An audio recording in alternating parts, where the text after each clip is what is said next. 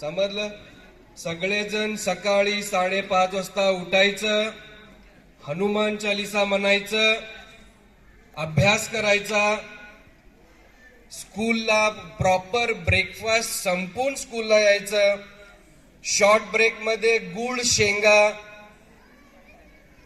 त्याच्यानंतर दुपारच्या जेवणामध्ये व्यवस्थित दही, कंपल्सरी, पेरेंट्स कंपल्सरी दही, शाळेतनं घरी गेल्यानंतर परत गुळ शेंगा, त्याच्यानंतर रात्रीचं जेवणाच्या अगोदर, ठीक आहे, रात्रीच्या जेवणाच्या अगोदर त्यांना 1 तास मोबाईल द्या. का सांगतोय? आम्हीच मोबाईल नाही ते आपणच जगू शकत नाही, असं सिच्युएशन आहे. ठीक आहे, फक्त 1 तास मोबाईल. बघा, मी काय म्हणतो की पूर्ण बंद केलं तर काय थांबणार नाही. ठीक आहे, मोबाईल मध्ये भरपूर इनोव्हेशन